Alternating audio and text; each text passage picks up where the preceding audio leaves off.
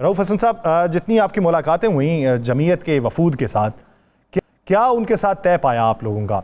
और अगर मुसव्विदा पाकिस्तान तहरीक इंसाफ ने अपना तैयार करना है तो वो कब तक होगा, और अगर नहीं तैयार करना तो फिर तायीद व तरदीद किस तरीके से होगी? थैंक यू अजीम साहब, वेरी काइंड ऑफ यू। देखिए, हम मौलाना साहब के साथ हमारी मुलाकातें काफ़ी देर से हो रही हैं और इस कॉन्स्टिट्यूशनल अमेंडमेंट के सिलसिले में भी उनसे हमारी स्पेसिफिक मुलाकातें हुई हैं और उन्होंने अपना जो मुसव्वदा था उसके मंदरजात के बारे में हमें ब्रीफ किया था। कोई 4-5 दिन हो गए हैं हमारे उससे डिटेल हमारी बातचीत हुई थी। हम उसके बहुत सारे कंटेंट्स के साथ एग्री करते थे, पर्टिकुलरली जो उनकी रिकमेंडेशन है कि पैरेलल कोर्ट बनाने की बजाय कॉन्स्टिट्यूशनल बेंच बनाया जाए सुप्रीम कोर्ट की ज्यूरिसडिक्शन में।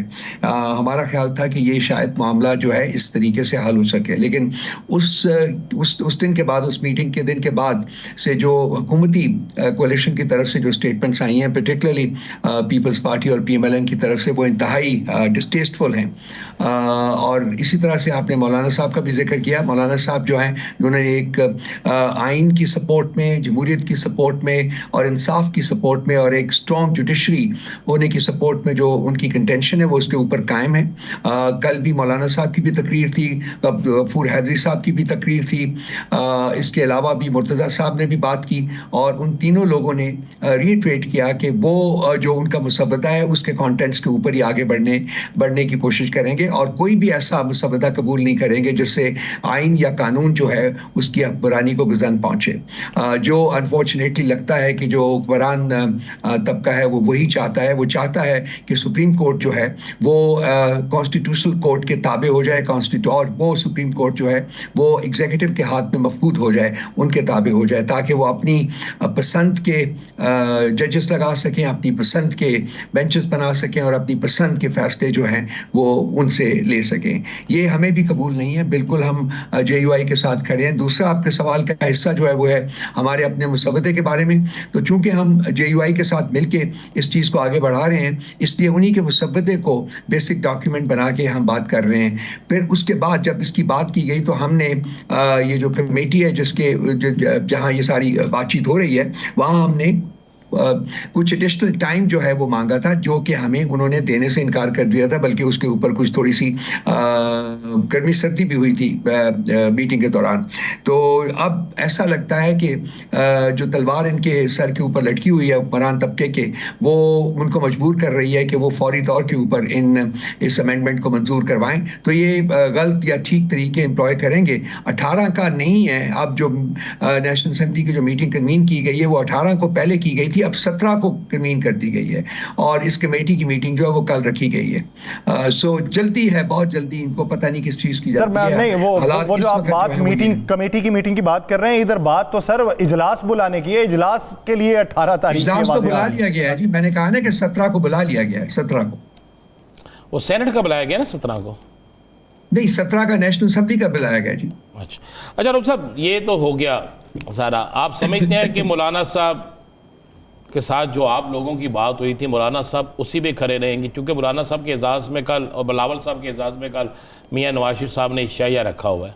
कहीं ऐसा तो नहीं कि बात पलट जाए?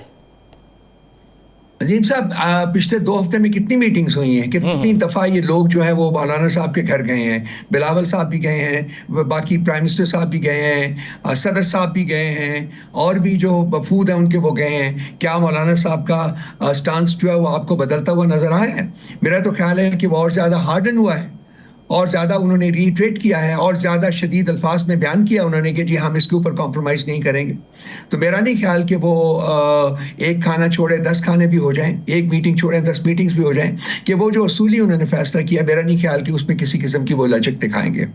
अच्छा रऊफ हसन साहब, ये बताइए कि उनका इस बारे मौक़िफ़ क्या है कि जो लगाए जाने हैं सुप्रीम कोर्ट के चीफ जस्टिस, उनका जो है तकर्रुर जो होगा वो सीनियर मोस्ट 3 में से होगा या सीनियर मोस्ट का होगा या 5 में से होगा?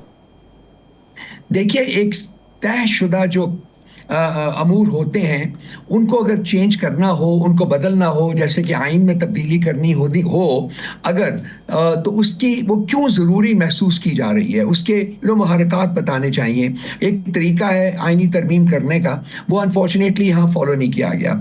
इस वक्त जो आइनी तरमीम ये करना चाहते हैं उसका सिर्फ और सिर्फ एक ही ऑब्जेक्टिव हमें समझ में आता है कि ये चाहते हैं कि सुप्रीम कोर्ट जो है उसकी ज्यूरिस्डिक्शन को कर्टेल किया जाए, उसकी पावर्स को कर्टेल किया जाए और पावर्स जो हैं वो कॉन्स्टिट्यूशनल कोर्ट को पास की जाए और कॉन्स्टिट्यूशनल का कोर्ट का जो चीफ जस्टिस है वो प्राइम मिनिस्टर बनाए और उसके जो बाकी जज साहिबान हैं वो चीफ जस्टिस बनाए। इस तरीके से ये अपनी पसंद के बंदे को कॉन्स्टिट्यूशनल कोर्ट का चीफ जस्टिस बनाएंगे और वो इनकी पसंद का बंदा अपनी पसंद के जजेस को अपनी वहां अपॉइंट करवाएगा। कंसिक्वेंटली कॉन्स्टिट्यूशनल कोर्ट जो है वो इनकी हाथ में खिलौना बन जाएगी और वहां से ये अपनी पसंद के फैसले जो है वो करवा सकेंगे। कंकरेंटली जो सुप्रीम कोर्ट है वो एग्जीक्यूटिव के ताबे हो जाएगी, क्योंकि ये चाहते हैं कि जो इस वक्त तक तय है तरीका वो ये है कि सीनियर मोस्ट जज जो है वो चीफ जस्टिस बनता है सुप्रीम कोर्ट का। अब ये चाह रहे हैं कि सीनियर तरीन जो 3 जजेस हैं उनमें से एक को चूज जो है वो एग्जीक्यूटिव करेगी, वो प्राइम मिनिस्टर करेगा।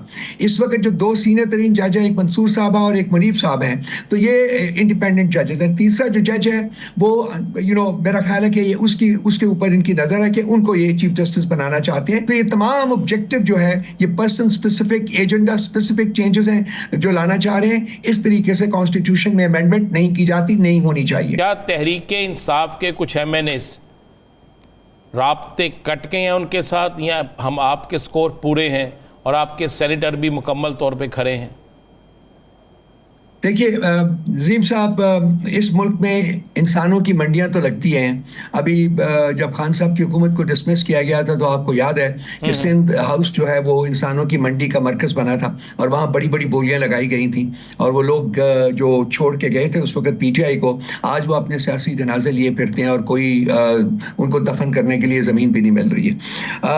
अपने लोगों के MNAs और सेनेटर्स के बारे में ये अर्ज़ करूँगा कि हमें पूरा यकीन है उनके ऊपर कि वो PTI के साथ खड़े हैं, PTI के मैनिफेस्टो के साथ खड़े हैं, PTI के हमारे लीडर इमरान खान साहब की विजन के साथ खड़े हैं। हमें यकीन है कि वो नहीं जाएंगे, वो पार्टी के बरखिलाफ कोई वोट नहीं देंगे। लेकिन इस चीज़ से भी इनकार नहीं किया जा सकता अजीम साहब, हमारे कुछ लोगों ने ये भी बताया कि 70 करोड़ और एक शख्स ने बताया कि 1 अरब रुपए की उनको ऑफर की गई है।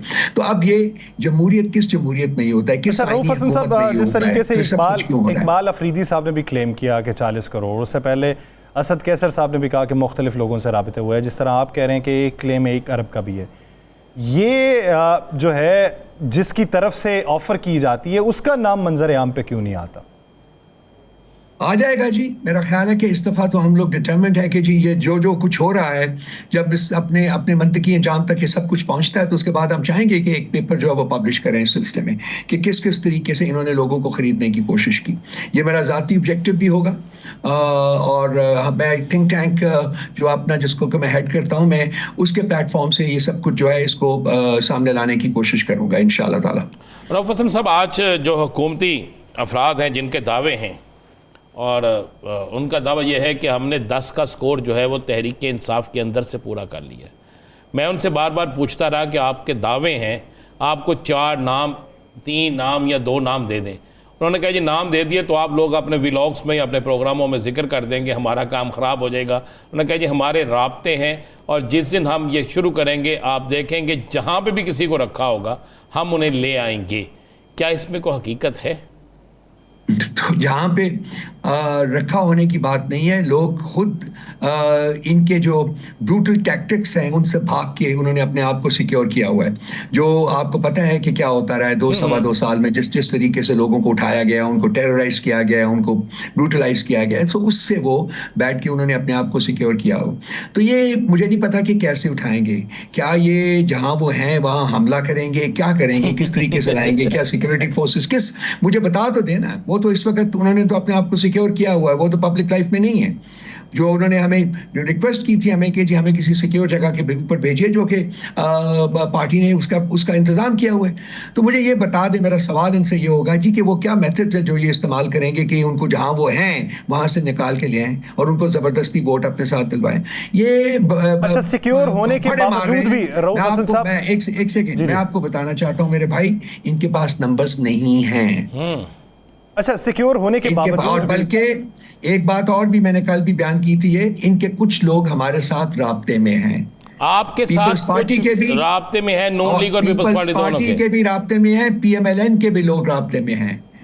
और वो खुद बजाते खुद ये लोग जो हैं वो इन तरामीम के खिलाफ हैं, जिस तरीके से ये तरामीम करवाई जा रही हैं उसके खिलाफ हैं। सो ये हमारे बंदों को उठाते कहीं अपने बंदे ना खो दें, उनका ख्याल करें कि वो ज़मीर की आवाज़ के ऊपर, मेरा ख्याल है कि वो इनके साथ नहीं खड़े होंगे वोट देने के लिए। तो डिस्क्वालिफिकेशन की क्लॉज तो फिर सर उनके ऊपर भी आयद होगी।